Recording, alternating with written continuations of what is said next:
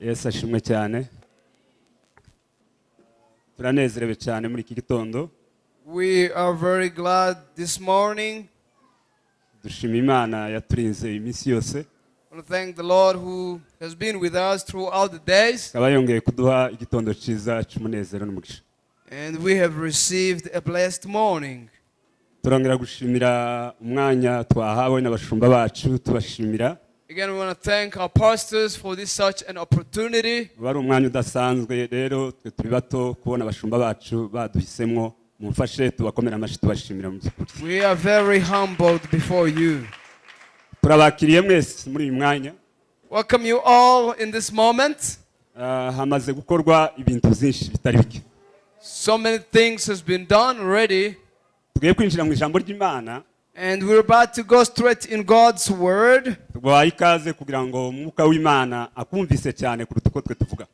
And we want the Holy Spirit to teach you more than we can. Umushumba avuye kudusengera, twongera gusenga, reka twinjire mu ijambo ry'Imana. Let us go straight. Nifuje ko tuganira ijambo bita gusatura. Gusatura. I wish we can talk about the word to break. Ni iryo jambo tuganira uyu munsi. That is the word we're going to talk today. Kadusome ijambo ry'Imana kugira ngo tuze kwinjira muri uwo mwanya. Let us read the word of God as we proceed. Dusome igitabo cy'Itangiriro. In the book of Genesis. 38 umurongo wa 27 kugeza kuri 29. 38. Dusome mu izina rya Yesu. Nuko mwiramuka rye impanga zari mu nda ye, akiramukwa umwe hahinguka igikonjo cye. Umuzaza aragifata ahambiraho urudodo rutukura ati, uyu niwe mfura. Cyane aho nashatse kutuganira ni kuri 29. Ashubije igikonjo cye, uwari inyuma aravuka. Umuzaza aravuga ati, dore uko usatuye uku, gusatura kwawe kukubeho. Nicyo cyatumye bamwita Peresi.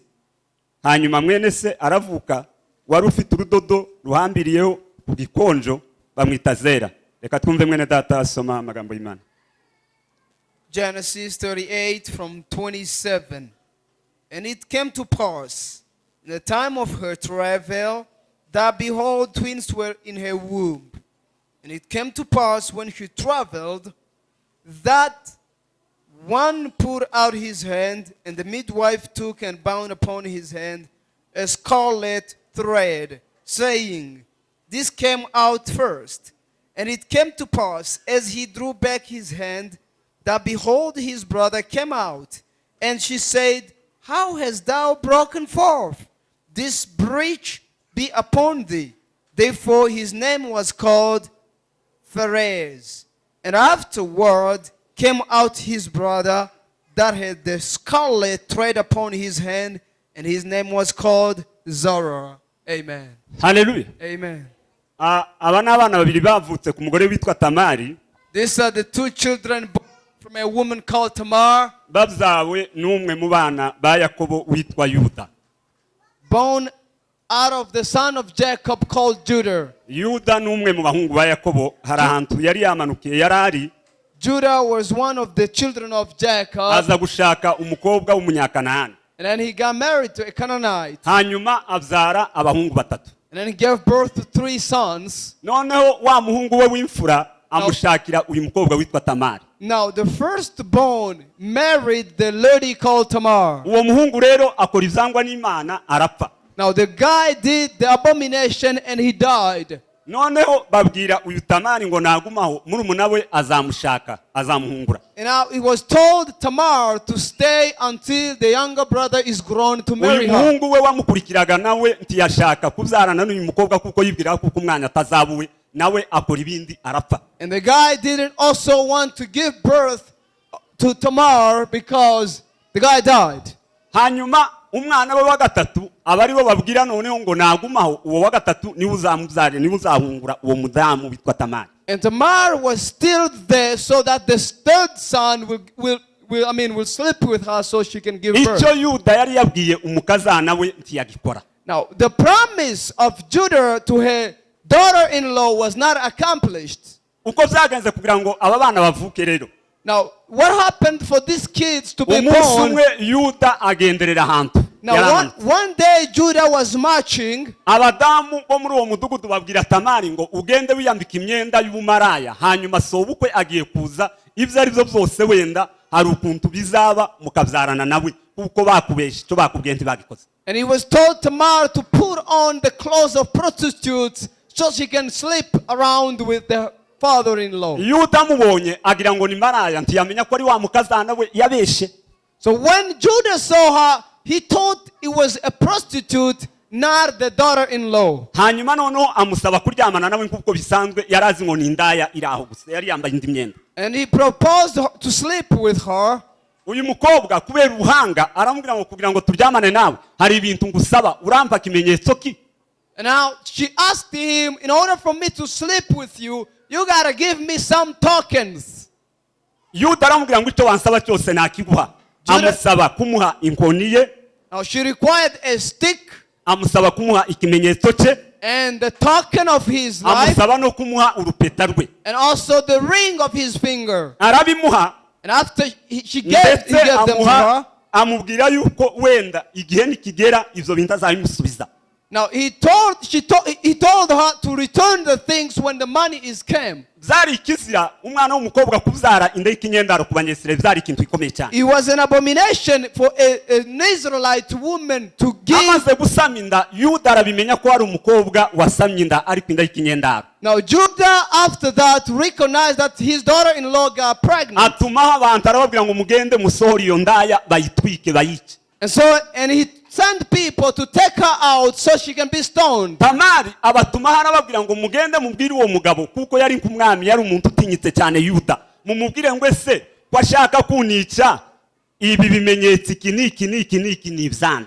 Now when she was about to be killed, she asked, show me first the owner of these belongings and I will be stoned afterwards. ndetse hari n'ikindi kimenyetso cy'umwana w'ihene. Yuda abimenye bamubwiye ibyo bavuze asanga n'ibyo ni wabitanze. And when Judah looked at them, he recognized it was his belongings. ndetse avuga ijambo rikomeye cyane Yuda arabanguriye mukobwa andushiye kuba umugabo. And he said, she's a man more than I am. rero tutinjiye mu nkuru nyinshi nuko niko aba bana bavutse. Before we go into a lot of stories, this is how they were born. Hallelujah. Amen. tuzamune Imana icyubahiro kugira ngo twinjire Lift mu your ijambo hands to ry'Imana. God. amagambo tugiye kuganira nicyo bita gusatura. The words we're about to talk, it's about to break. rero uyu mudamu asamye inda niyo haha twasomye niyo tugiye kwinjira rero. Where we read when she got pregnant. ntabwo cyane dushaka gutinda kuri Zera wavutse nyuma kandi ariwe wakagombye kuba mbere. turatinda kuwo bita Perezi wasatuye. We're not going to tarry about Zerah, who was supposed to be born first, but then who came later. ibi bigiye kukubwira inkuru ikomeye y'abakristu basiga abandi bagisanga hari aho bageze bari kuzahagereje bakahagera none. This is about Christians who go further even a miles away from before others. zimwe mu ndimi z'amahanga zivuga ko ari nko kumena urukuta ukisanga hanze. Some of the strange languages it says to break the wall and you find andi yourself magambo outside. avuga uburyo ki umuntu yokwicira inzira itari ihari akayibona byanga bikunze. And some other way they say how you can make a way where there's no way. mwisi y'umwuka ugiye kureba icyo bita abarwanyi b'abarokore basatura n'abandi barangaye cyangwa basinziriye. In a spiritual realm you will see the warriors who broke the realm. muratwemerera gatoya dusoma amagambo menshi make kugira ngo wumve meaning icyo bita gusatura. Now you will allow us to read so you can understand the meaning of how to habe break. n'ubu duhaye tuganira hari abantu benshi badashobora kumenya gusatura niki turabivuga icyo bita guca icyuho ukagerayo. We will talk about how to break and what it is. tuzamune Imana amaboko mu izina Lift your rya hands to Yesu. Jesus. Haleluya. Amen. Bibiri ijambo ry'Imana ryavuze ngo mwiramukwa rero rya Tamari yanda yasamye yande ya Yuda hahinguka umwana wari ugiye kuvuka yohereza akaboko kuko bisanzwe akaboko akohereje bagahambiraho urudodo rw'umutuku bivuga ngo uyu mwana niwe mfura. Now when she was about to give birth, the first one was swaddled with red needles to know that this is the firstborn. kakanya agihumaguje kakanya ashubije ukuboko wa mubyaza umwana utitaye ku mubyaza utitaye ku wa mbere wohereje akaboko. Now, another child who did not care about what the midwife was doing or about the hand. Haleluya. Amen. Tuzamura Imana wako. Haleluya. Hallelujah. Bigereranywa n'abakristu batitaye ku ntege nke za bagenzi babo, batitaye ku bihe barimo, batitaye ku wari imbere yabo, basatura gutya bakamucaho bakisanga bamusize. Comparing to the Christian who does not care about others but who press forward to wherever they want to go. Ntabwo abakristu bose basatura kuko ni igikorwa cy'urugamba cy'intambara. It is not every Christian who break away. That requires a war. Turaza gusoza wibaza nimba uri Peresi cyangwa nimba uri Zera. Now we will conclude asking yourself if you Perez or Twinjiye Zara. mu ijambo ry'Imana no mu magambo icy'Imana yagennye uraza gusatura kumva gusatura kuri mu buryo butandukanye bwinshi mu buzima bw'abantu b'Imana. Now breaking has a lot of meanings in the life of Christians. Reka dusabe umwe muri bene data dusomere aya magambo tuvuye. So one will read for us as we proceed. Tuzamura Imana amaboko mu izina rya Yesu. Lift your hands Haleluya. to Jesus. Uraza gutangarira abagabo benshi, abagabo benshi biberaho gusa ntacyo yica ntacyo akiza. Now you will be amazed with so many men and women who just live breaking nothing. Kuba ari umukristo ni kimwe, gusatura akagera kure ni ikindi. To be a Christian is one thing, but then to press forward it's another thing. Kuba uri umuririmbyi ni kimwe, kuba uri umuvugabutumwa ni kimwe, kuba uri pasiteri ni kimwe, gusiga abandi ni ikindi, gutwarana. To be a singer it's one thing, a pastor it's another, but to rest as you press forward it's another thing. Tusomere amagambo gatoya wenda kugira ngo twihute. So somebody turaza can read as we kwifashisha proceed. amagambo yo mu bitabo nka bibiri gusa gatoya. Nibasome wahabonye wenda yatufasha. Kuri 29 nashaka ari wasoma. Hajya kwitangirira hajya twasoma. Haravuze ngo 29. Imana igumugisha mu izina rya Yesu. Ashubijeyo igikonjo ce. Aha. Uwari inyuma aravuka. Umubyaza aravuga ati, Aha. dore uko usatuye uku. Dore uko witanze uku. Gusatura kwawe kukubeho. Ibyo bakoze bitandukanye n'ibyo batabikoze. Aya magambo arasize wenda cyane kugira ngo uyumve. Ntabwo uzahabwa ibitangana n'ukungana mu mwuka.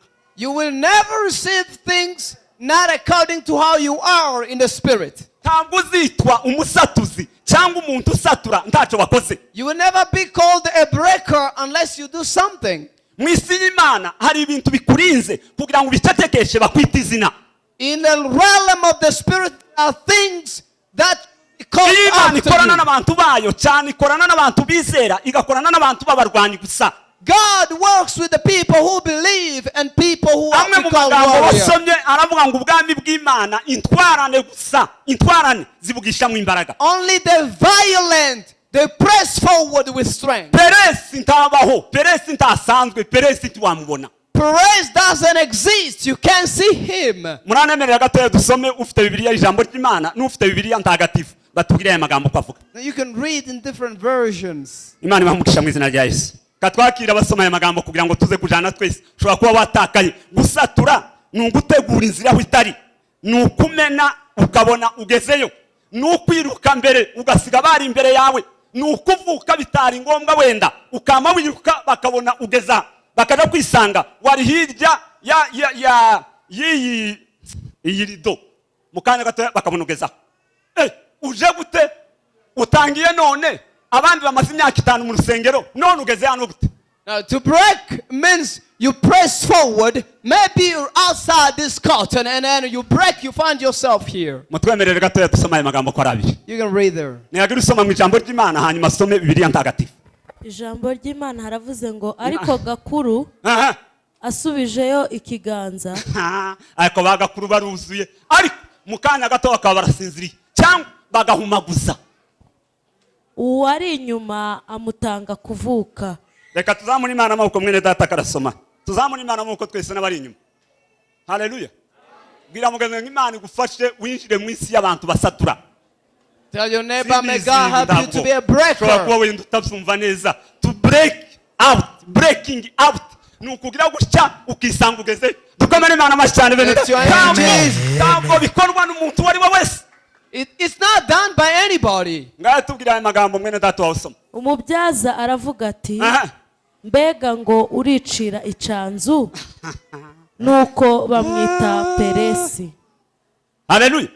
None se wagize ngo uyu mukristo ni bene abandi baraho gusa bibera mu rwenya? Do you think he's just normal Christian? Wagize ngo uyu mukristo ni uwiyorosha imbere y'indwara, imbere y'ikibazo, imbere y'intambara z'umwanzi? Do you think he's a Christian who submits before the attacks of the enemy? Umusaza we icyo yarategereje nuko zera nyuma yo kohereza akaboko bakamuhambira wakadodo ari uvugwa ko ari imfura. Now the midwife was waiting for Perez to be the first. But that's not what happened. Hafi y'abakozi b'Imana amagana rimwe na rimwe baratigira iyo bagenzi babo batsinzwe. So many times many Christians, they stumble when others has fallen. Imana ikeneye abakristo badatigira kubera intambara za Satani n'ikibazo basimbuka bagasimbuka bakisanga. God wants people who cannot stumble but who will go beyond. Imana ikeneye abagabo n'abagore, abahungu n'abakobwa bamize Yesu ku buryo ibibakikije bitobabuza kuvuka mbere. God wants men and women. Praise Imana cyubahiro, haleluya. Ntabwo bisaba ngo mugenzi wawe abanze akora iki. Imana igumugisha cyane. Barikiwa sana. Kadu Imana cyubahiro bene data mu izina rya utukufu Mungu. Sinzi Imana ifashe wenda kugira ngo ikintu wenda kikazongere. Tacho sinzi ko byari bigenze kugira ngo ni kama farasi cyangwa ikizu cyo bitatayi yarukaye ama taji au tai. Abari hanze bose wale ambao wako nje wote wanategemea zera. Ndetse n'ukuboko kwe bakubonye, hata mkono wake wameiona. Bategereje abagore basenze kera, wanafikiria wamama ambao wameomba, pastor wenda bakijwe kuva mu pastor ambao wameokoka kutoka huko katoto kadogo. Bakabona ba Peresi barinjiye gutya, naona kina Peresi wameingia, abasirikare baza kwisanga kera bakandagiye mu bandi kama majeshi ambao wameingia katika wakomeye Imana mashitani bene Mungu bita gusatura. Hiyo ndio wanaita kupasua. Ntabwo wasatura utarwana, huwezi pasua bila kugombana. Reka mwene data soma aya magambo gato. Acha ndugu asome tena. Yaramaze gusoma ijambo ry'Imana ngira ngo tasoma katika Imana igumugisha mwinshi cyane, Biblia takatifu. Haleluya. Amen. Katuzamura Imana nkoko. Amen. Ndizera ko uri maso cyane. Naamini kwamba uko macho. Ugiye kumva abagabo n'abagore. Nataka kusikia wababa na wamama. Abantu bageze kure basiga abandi. Watu ambao wamefika mbali wakaacha wengine. Bose n'abarokore. Wote ni walokole. Ariko bose ntibarwana kimwe. Lakini wote hawapigani pamoja. Uko batarwana kimwe. Vile hawapigani the same. Batirindi cyaha kimwe. Vile ambao hawajilindi dhambi the same. Basatura. Ni vile wanapasua. Abandi barangaye. Na wengine wamezuba. Niko bamwe basenga. Ni vile wengi wanaomba. Bidashoboka. Haiwezekani. Niko abandi bitanga. Ni kama vile wengine wanajitoa. Wengine wanakata tamaa. Imana iguhe. Mungu akupe gusatura, kupasua kama Peresi. Imana Mungu izahabwa icyubahiro, itapewa utukufu. Haleluya, haleluya. Twumva ijambo ry'Imana. Tasoma. Ariko uwo mwana asubijeyo ikiganza. Ashubijeyo ikiganza. Aliporejesha mkono wake zera. Habanza kuvuka indi mpanga. Habanza kugira gute? Kuvuka indi mpanga. Uhagaze gato ya pastor. Iyi mpanga yari iteganijwe. Pasa huyu alikuwa ametegemewa. Wenda reka abapasiteri ngira ngo bashobora kuba banabica. Reka twibarize abakristo. Acha tuulize wakristo. Haleluya. Amen. Iyi mpanga yari muri gahunda ya mbere. Huyu pacha huyu alikuwa katika programu ya kwanza. Abavyeyi wenda bazaza cyane nabo barabizi cyane. Wazazi ambao wanasababisha. Uyu mwana yari kuri gahunda yo kuvuka mbere. Mtoto huyu alikuwa kwa programu ya kuzaliwa mbele. Uyu mukristo twari tuzi ko nawe yo kwitanga gasenga cyane. Mkristo huyu tulikuwa tunatarajia kwamba atajitoa ombe sana. Tubwira ijambo ryavu. Tuambie neno lililosema. Umugore ati uciye he? Mailivani za manga bene. Mama akamuliza, je, umepita wapi? Imana sio, haleluya. Haleluya. Umugore aramubaza ngo ese. Mama akamuliza, je, twari twiteguye kari akaboko ko gakomeza. Tulikuwa tunatarajia mkono huyo ndio utaendelea. Pastor nuri yamuvuga butumwa. Tulikuwa tunatarajia pastor huyu na evangelist huyu. Basenze kera. Wa mama ambao wameomba kitambo. Je, wewe umepita wapi? Abongereza wango wera are you coming? Ngirwango uje gute? Unakuja je, unakuja vipi? Ngatubwira amahirwe yamubaye. Tuambie sasa yale ambayo yamekuwa. Yesu ashimwe cyane bineta. Amen. Imana ifasha abakristo. Mungu asaidie wakristo. Bahindure system. Wabadilishe system yako. Imana ifasha abakristo. Mungu asaidie wakristo. Bave mu rwenya. Katika mazoea. Dueze Imana cyuwe, haleluya. Haleluya. Mu mwanya wo gukorana n'Imana neza. Waingie katika muda wa kutenda pamoja na Mungu vizuri. Abasatura. Wale ambao wanapasua. Na abanyamugisha. Ni wenye baraka. Abasatura. Wale ambao wanapasua. Abanyembaraga. Ni wenye nguvu. Abasatura. Wale wanapasua. Haleluya. Haleluya. Abadahunikira. Ni wale ambao wasinziri, ntiwavyibasha, huwezi jiwezesha aka mwenyewe. n'akana gatoya. Haka ni katoto kadogo. Haleluya Yesu. Amen. Kagereranywa wenda n'umwana muto yaba umukobwa yaba umuhungu, Kanafananishwa na mtoto mdogo, msichana wala bashobora mvulana. kurambika amafaranga gutya bakamuha amafaranga imbere ye, Naweza weka pesa mbele bakora zake icyaha, atende dhambi, wenda amafaranga arenga ibihumbi 50 z'amanyakenya pesa cyangwa juu ijana, ya 50,000 ya Kenya, akanga anakataa, abasatuye. anapasua hapo. Umupasiteri bazana amafaranga imbere gutya, Pasa ambao wanamletea pesa mbele ubajye zake ruswa, ili ale akanga rushwa, gusinya, anakataa kusaini, abasatuye. hapo amepasua. Reka twumve ijambo ry'Imana risoza amagambo. Nuko amwita Peresi, risobanurwa ngo icyuho. Nushaka gusubire mu gatoya haba rusomye mutuje. Aravuga ati, akasema, uciye umepita wapi? Nuko amwita Peresi, akamwita Peresi, risobanurwa ngo icyuho. Amen. Nani gumukisha mwisi Yesu.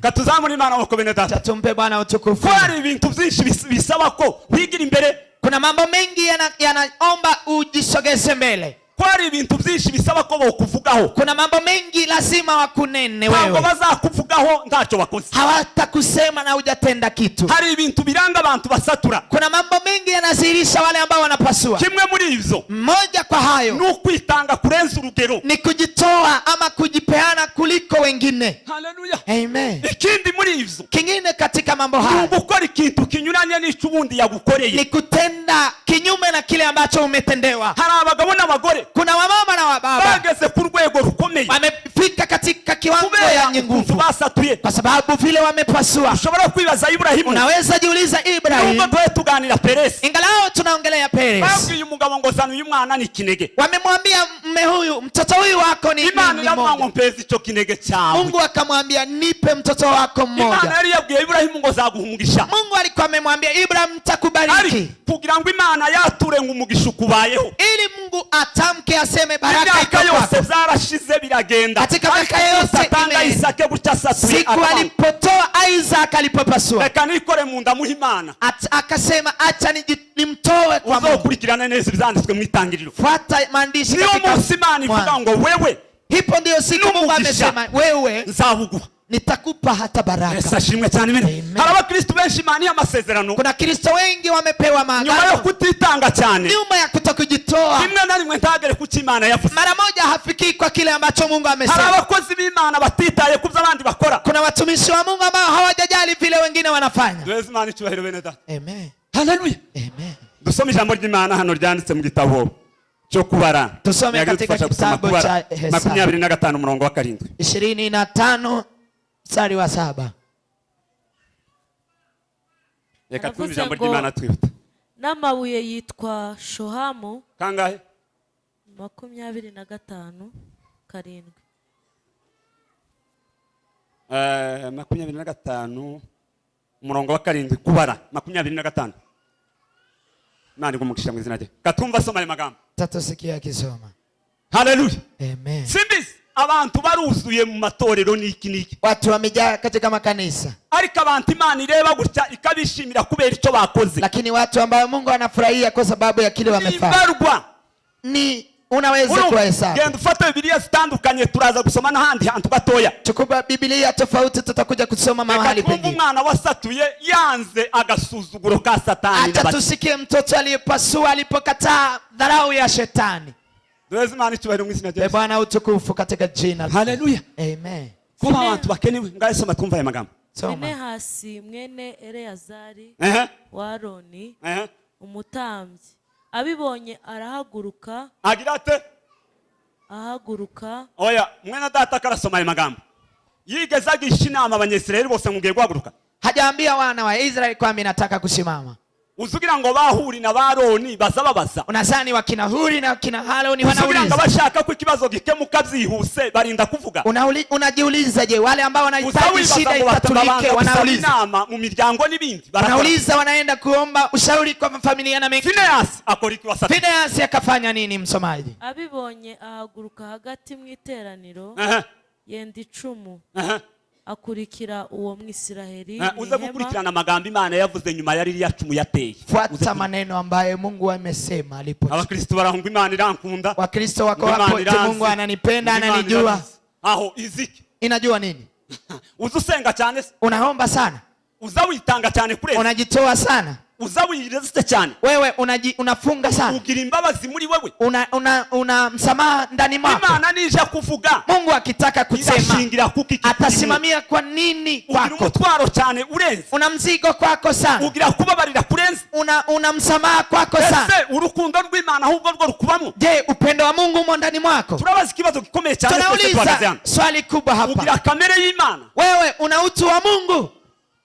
Amen. Amen. Baza mugenzi ngo none Imana yavuga iki? Yashingira uliza ndugu yako, je, Mungu atasema nini? Abantu benshi uza witonda, watu wengi wewe enda pole pole. Abana abagabo b'Imana n'abagore, hawa ni wazee wa Mungu na wamama wa Mungu wa ajabu. Imana iravuga, wamepasua Mungu akasema. Hari abakristo batandukanye n'abandi, kuna wakristo ambao ni tofauti na wengine. Amagambo yabo azavugirwa imbere y'intebe y'Imana, maneno yao yanasema mbele ya kiti cha Mungu. Gusatura wakiranutse, unaweza pasua ukiwa mwenye haki. Haleluya, Yesu. Haleluya. Ushobora gusatura wasenze cyane, unaweza pasua ukiomba sana. Reka twumve aya magambo ya Finehasi. Endelea. Akurikira uwo Mwisiraheli mu ihema abahinguranya bombi, uwo Mwisiraheli n'uwo mugore rimufata mu nda ye, mugiga ishira ubwo mu Bisiraheli. Arasatuye cyangwa ntasatuye? Amepasua ama hajapasua? Turi maso ariko singira ngo bari ko bapfa bagiye kurangira, hari amaze gupfa nimba ari inzovu 3. walikuwa wamekufa 1300. Finehasi arabanga ubukristo mfite sino kuyanganira icyacu busambanyi cyakorewe imbere ya Mose. Finehasi akasema siwezi vumilia dhambi ya usherati ambayo imefanywa mbele ya Joshua. Mukangura basinziri, waamsha wale ambao wamesinzira. Bitotsi navyo zo mu ijambo zabiteye ubwo banda abana. Usingizi wa neno la Mungu ni waja. Kusinzira agakuba mu buryo butatu. Kusinzia iko katika sehemu 3. Hari bitotsi by'umuruho bisanzwe, kuna usingizi wa mchoko kawaida, akaba gusinzira umuntu yapfuye, kusinzia na mtu amekufa, akaba noneho gusinzira ibitotsi byo mwuka, na kusinzia usingizi wa kiroho. Basinzira ibyo mwuka ari kuzuzirinda cyane. Wewe jilinde soma usingizi. 16 soma 16 Peresi ibyo yavuzweho, Peresi yale ambayo amesema kuba kiranutsi muri iyi si, na hivi ina neno katika wenye haki katika ulimwengu huu. Nicho wakoze kigakora ku mutima w'Imana, ina depend na kile umefanya na inaguza moyo wa Mungu. Haleluya. Abantu biberaho gusa, kuna watu ambao wamekaa hapo tu, kubwiye ngo ntacyo yo kwica muri Korani, hakuna kile ataharibu ama kile ataponya, ntacyo yakwica mu murimo wango, ibintu byose araho gusa, kila kitu yeye yako hapo tu. Yes ashimwe. Ntabwo ushobora kumera nka Peresi, huwezi kuwa kama Peresi. Ngasoma aya magambo tumve ku 16. Soma 16. Uwiteka abwira Mose ati, girira Abamidiyani nk'ababisha ubice. Mbabarira gatoya, soma ku 10.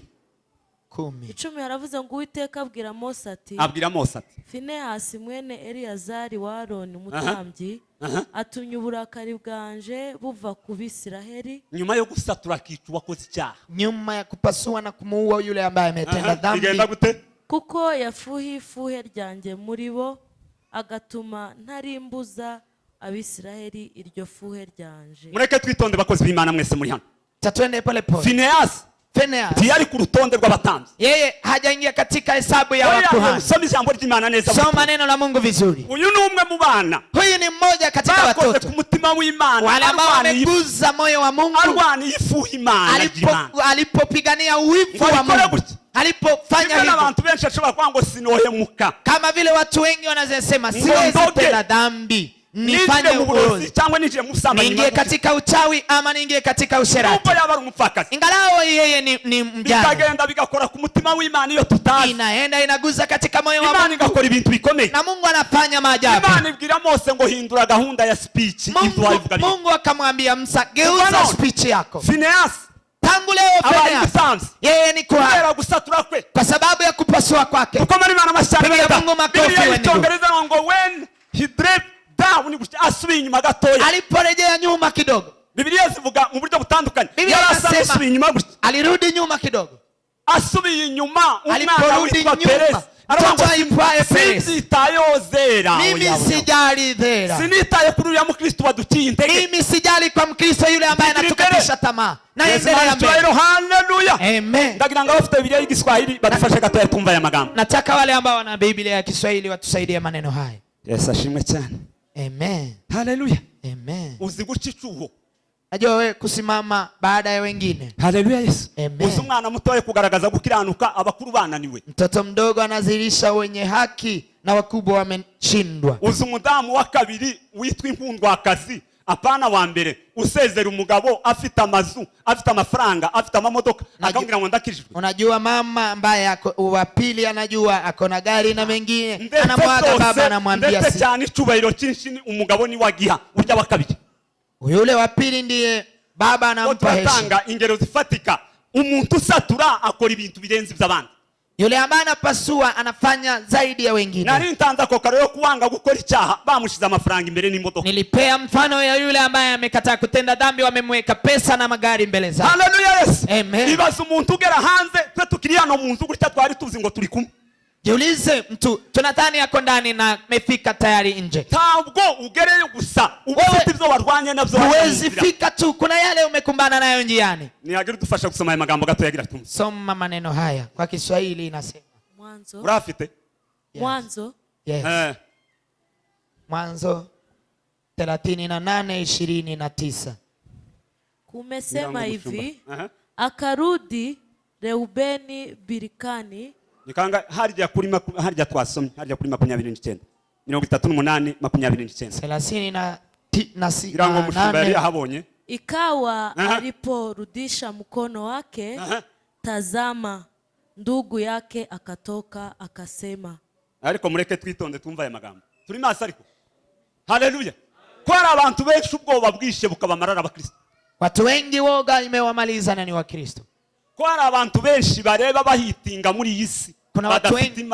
Kuna watu wengi wanahiti hapa nje na hawana Mungu. Ugatumutwe neza. Unapoteza fahamu kabisa. Ngaesa matumve mfitima. Soma.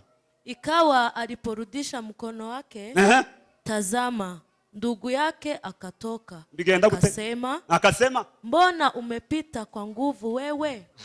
Twakomeye Imana mashitane turagera kuri. Amen. Biblia iravuga ngo mu bintwari cyane niko Yeshua yabwiye abantu abasezera. Aliwaambia iweni shujaa vile Yesu aliwaambia. Ni jambo rifite insobanuro amagana. Ni neno ambalo lina ufanuzi 100. Kari akadodo kariko karanga abantu benshi tuba tuzi ngo nibo bazi kuririmba, nibo bazi gucuranga, nibo bazi kuramya.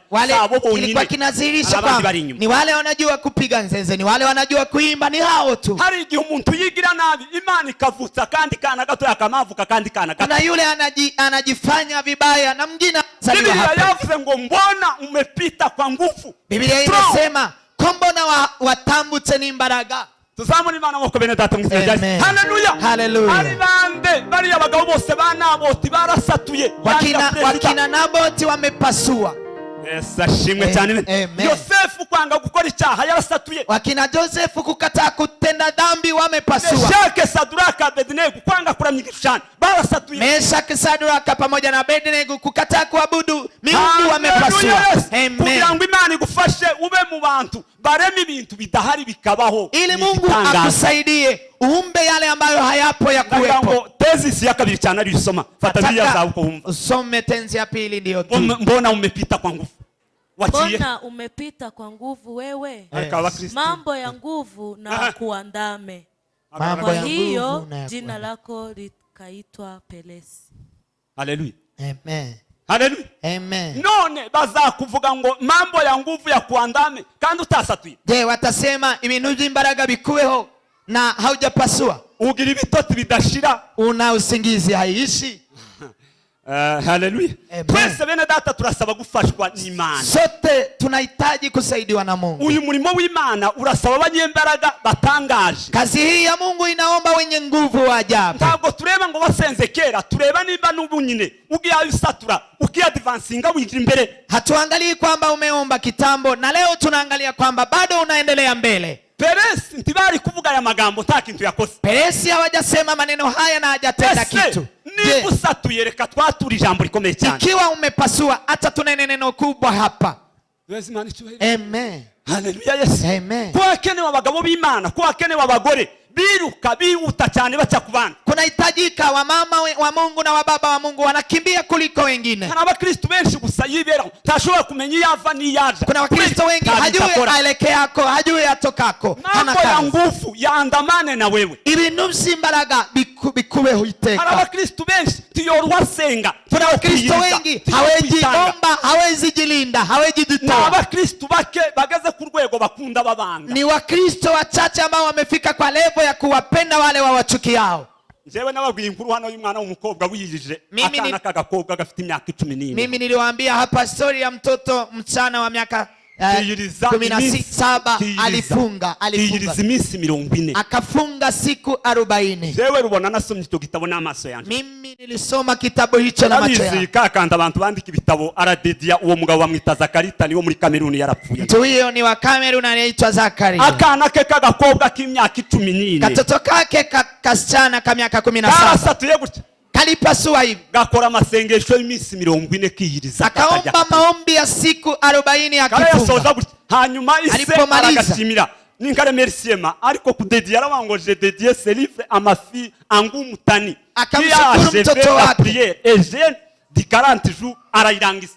Akamshukuru mtoto wake kwa sababu amefunga siku 40 akamaliza. Nimba utarwana abarwanyi baruzuye. Ikiwa wewe haupigani wapiganaji wapo. Nimba udasenga abasenga baruzuye. Ikiwa haombi waombaji wamejaa ulimwengu. Nimba utitanga abitanga baruzuye. Kama haujitoe wale ambao watajitoa wako. Ufashe uhindure umutima cyane. Mungu akusaidie ubadilishe moyo wako.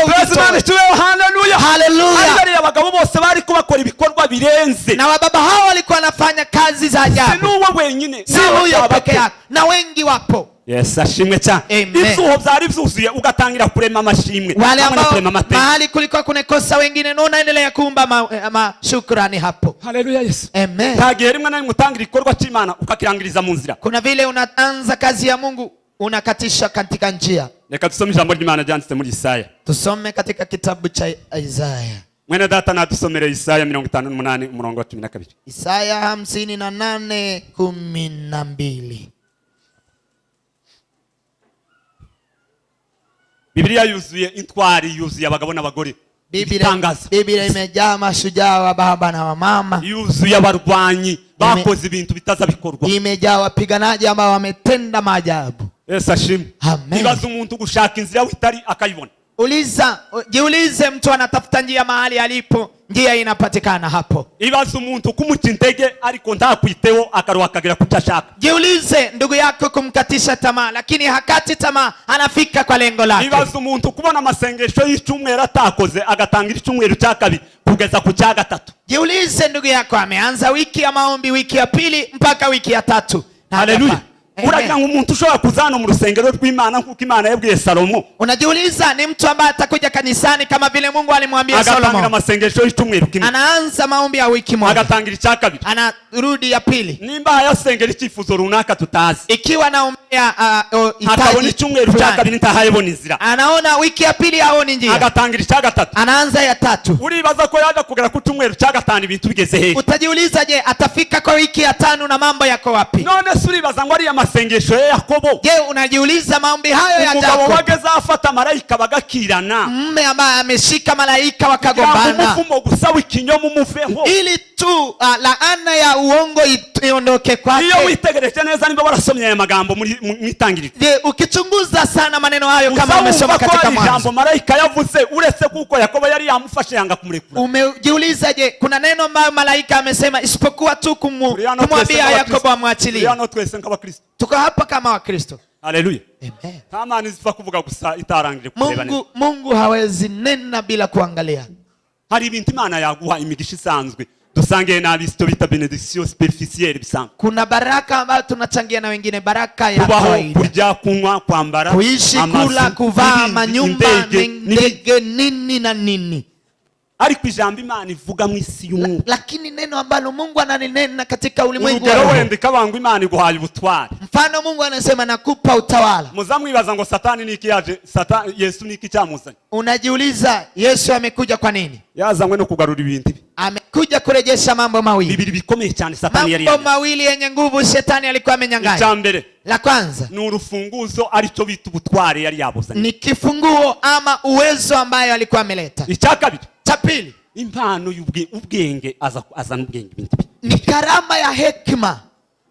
tamana yopfa kubwira Yakobo ijambo. Hakuna Mungu anaweza mwambia Jacob neno. Tani yari kurivuga gusa. Na hangelisema tu. Uretse kwitanga kwa Yakobo kurenze kwa Peresi. Kujitoa kwa Jacob yaramubwiye ngo ndekura. Alimwambia niachilie. Yakobo aramubwira ngo sinkurekura. Yakobo akamwambia sitakuachilia. Aramubwira ngo ndekura bugiye guca.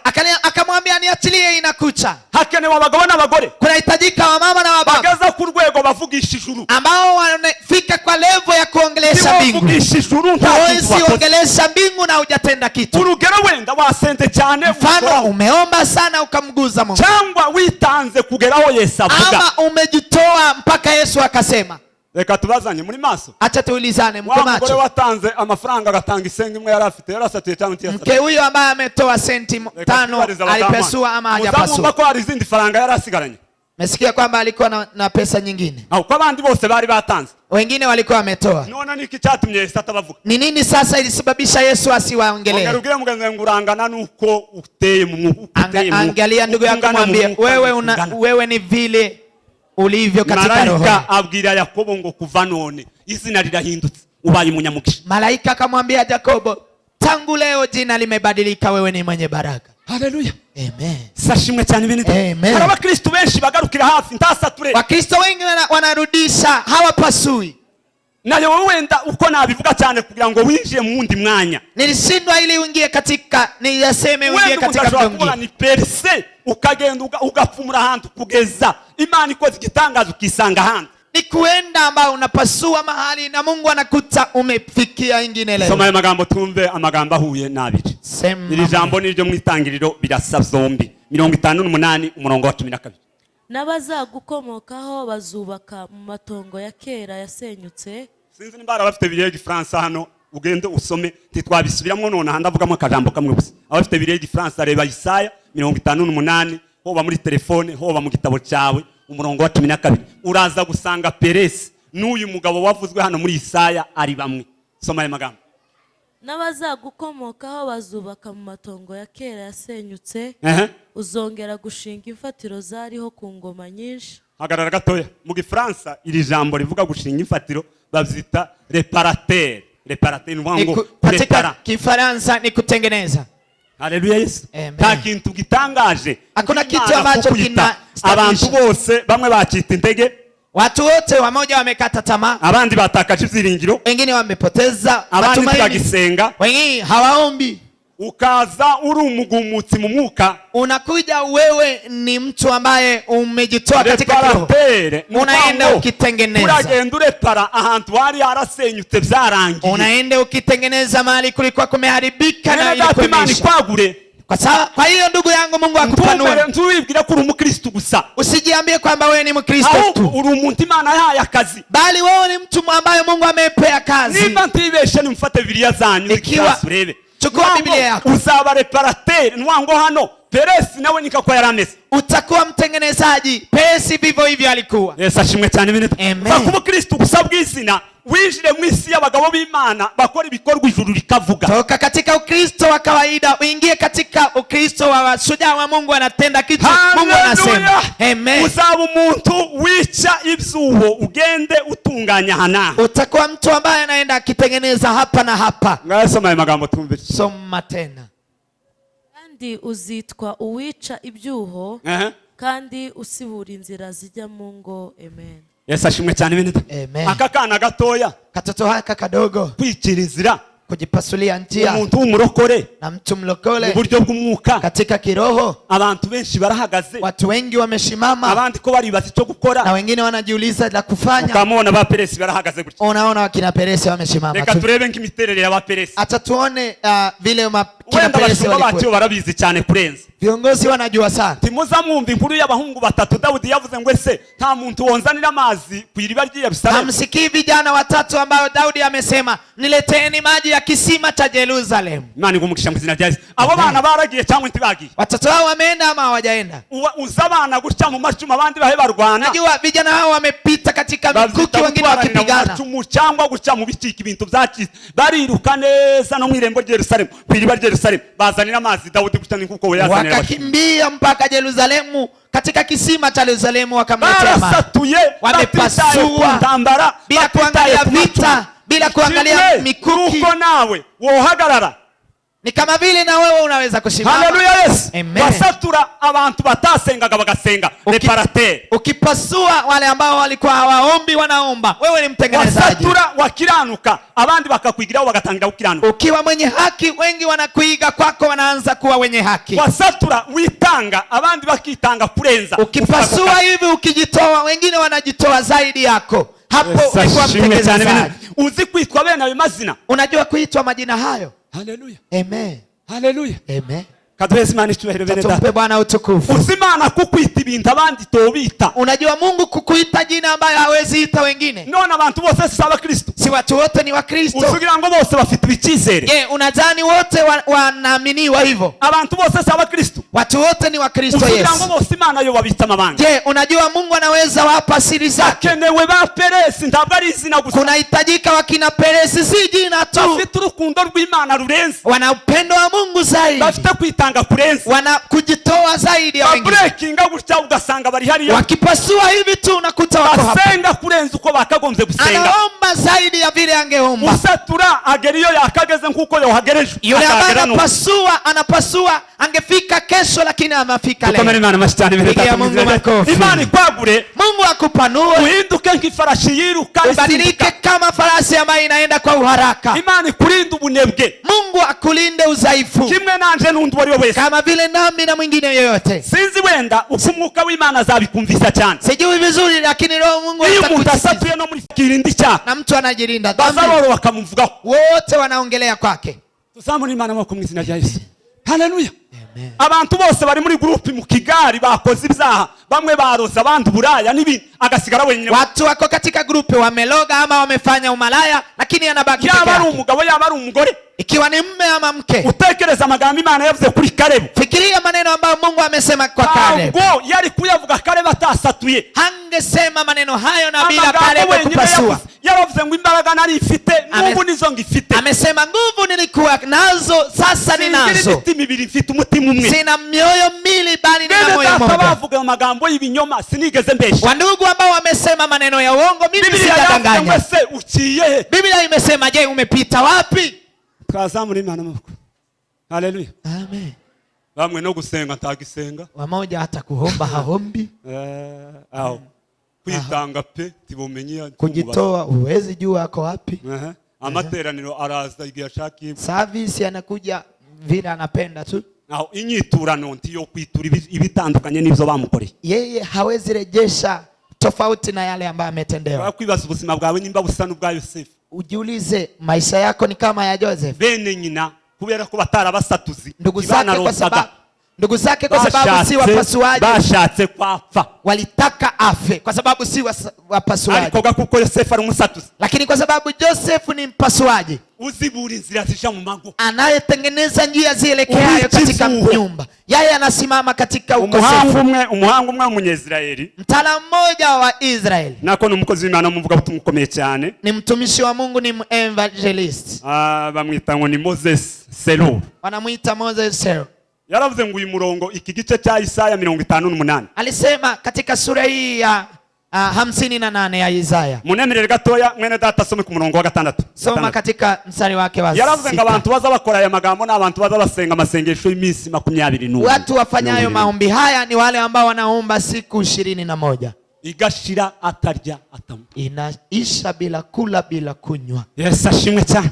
Uritanga cyangwa wewe mu rusengero rimwe na rimwe usanga ari nk'agatorero gusa. Unajitoa ama katika kanisa ni mahali tu wewe unakalia. Itwarane zibugishamwe imbaraga. Mashujaa wanaingia kwa nguvu zao. Hari waririnza wango mashujaa wa imani batawubira inzira ya muco. Yes. Yesu ashimwe. Amen. Soma aya magambo tumve. Soma mama. Ahubwo kwiriza ubusa nshima. Nuko mwajya mubohora abantu ingoyi z'urugomo. Cyo ni kimwe. Mugahambura imigozi y'uburetwa. Uburetwa bavyitaga hato turi hafi gusoza. Mukarenganura abarengana. Kandi mugaca iby'agahato byose. Kandi ukarekura ugatanga ibyo kurya byawe. Ukagaburira abashonji. Ukazana abakene bameneshejwe. Ukabashira mu nzu yawe. wabona uwambaye ubusa ukamwambika ubukristo buratandukanye ntiwirengagize bene wanyu cyane b'abanyamwuka. Soma. maze rero umuco wawe uzahera ko utambike nk'umuseke. Urangije gukora aka kazi yasomye kuva ku murongo wa 6. Haleluya. Ubukire bwawe buzatoha vuba. Icyo ni kimwe. Gukiranuka kwawe kuzaje imbere. Ibyo ni 2. Kandi icubahiro c'Uwiteka kizaba kigushoreye. Ibyo ni 3. maze nutaka nutabaza Uwiteka azagutabara. Imana izatabara. Nutaka azavuga ati ndi hano. Amen. Imana igumugisha mwishi. Bene data, ndugu wapendwa, Imana, Mungu, dusaba Imana kugira ngo iduhe imbaraga. Tumwombe Mungu atupe nguvu. Ibisa na za Goliati ziri imbere, vile vinavyofanana kama Goliati mbele zetu, cyangwa ibisa n'ubwoba bwa Farao, ama vile ambavyo vinazilika kama uoga wa kina Farao. Bimwe bigukangisha ngo nudakora iki uzapfa, vile ambavyo vinakushitua vikikwambia kama utendi hivi utakufa. Imbaraga zo gusatura nka Peresi. Mungu akupe nguvu za kupasua kama Peresi. Haleluya. Amen. Satani gihe yatekereza ngo turacyari muri Egiputa. Satani vile anafikiria bado tuko katika Misri. Twambutse inyanja itukura. Akute tumevuka bahari ya Shamu. Tuzamuni Imana wako mu izina rya Yesu. Bwana utukufu. Amen. Satani guma kutekereza ngo uracyari muri akazengerera y'ivyi gukora. Vile Shetani anazana bali uko katika uzunguko. Kana gato ikisangura ahandi. Muda mchache anakuta uko mahali kwingine. Kubera imbabazi z'Imana. Kwa sababu ya rehema za Mungu. Imana idufashe. Mungu atusaidie. Twitange. Tujitoe. Imana idufashe. Mungu atusaidie. Tuhinduke cyane. Tubadilike sana. Haleluya. Amen. Hakenewe abarwanyi. Kunahitajika wapiganaji. Hakenewe abantu b'abakiranutsi. Kunahitajika watu wenye haki. Hakenewe abantu bageraho bataragera. Kunahitajika wale ambao wamefika mahali hawajafika. Ni vyiza bireke. Vile ambao umefikia ni vizuri, achana navyo. Ibaze ahandi utaragera. Jiulize mahali kwingine hujafika leo. Kugira rero ngugereyo. Ili ufike huko. Biragusaba gutekereza cyane. Inakuomba kufikiria sana. Kugira ngugereyo. Ili ufike. Biragusaba imbaraga nkuko umushumba yadusomeye amagambo ya mbere. Kuomba nguvu kama vile mchungaji ametusomea. Ili ufike. Biragusaba kugira ivyiringiro ku Mana no kuyizera cyane. Inahitaji uwe matumaini kwako kuweka kwa Mungu. Asatuye gusaba avutse mbere. Peresi alipopasua alipozaliwa wa kwanza. Barangira ngo gusatura kwawe. Wakamwambia kupasua kwako kukuandame. Yesu ashimwe. Amen. None wosenga byarangiza bikiturwa utasenze. Je, utaomba alafu yule hajaomba apokee baraka? Yosefu singira ngo yabwiye bene nyina ngo nzabagaburira mbagaburirane n'abana banyu. Yosefu aliwaambia ndugu zake nitawalisha pamoja na watoto zenu. Tubaze kabazo gatoya hano. Yosefu yari mutoya cyangwa yari umwe mu bana bakuru? Yosefu alikuwa mtoto mchanga ama alikuwa kwa wale wakubwa? None iyo mukurikiranye ibintu yabaye umuyobozi kuri bene nyina cyangwa ni imigani? Mkifuatilia mambo amekuwa kiongozi kwa ndugu zake ama bishobora kuba byaravuye kuki? Unazani imetoka kwa nini? Gusatura ku mwana kwaranzwe n'ibintu nkabibiri. Pasua kwa mtoto ilizihirishwa na mambo mawili. Haleluya. Amen. Umutima w'Imana yari afite w'imbabazi kuri bene nyina. Moyo wa rehema alikuwa nayo kwa ndugu zake. Umutima wifuwe wo kwanga gukora icyaha mu Potifari. Moyo wa uwivu wa Mungu wa kutokutenda dhambi na mke wa Potifari. Na president w'abanyamahanga bamwambika impeta. Hata maraisi wa mataifa wakamvika pete. Kama anayopfa kuvuga idafite ikishingiye. Hakuna Mungu anaweza nena bila kitu cha msingi. Yica Goliati baravuze ngo Daudi ambaye amepasua akamuua Goliati, wamesema Daudi ameua maelfu. Haleluya. Amen. Haleluya. Amen. Imana itwongerera imbaraga. Mungu aturejeshe nguvu. Imana Mungu iduhe gusanga umutwe w'abanyamafarashi babarwanyi cyane. Atupe kusogelea vichwa vya wenye farasi ambao wanampiganaji. N'abandi bahe basiganwa bigira imbere cyane. Mungu atupe uwezo wa kushindana na wale ambao wanashindana wakisonga mbele. Turabifuriza kuba abanyamugisha nka Peresi. Tunawatakia kuwa wenye baraka kama Peresi. Turabifuriza kuvugwaho n'Imana bivuye mu kwitanga kwanu. Tunawatakia kunenwa na Mungu kutokea na kujitoa kwenu. Imana y'umugisha mwene data twafatanije. Mungu ambariki ndugu ambao tumeambatana. Tubifurije umugisha w'Imana no gusatura cyane. Amen. No kuzagera kuri byinshi Imana. Amen. Mungu awabariki. Amen.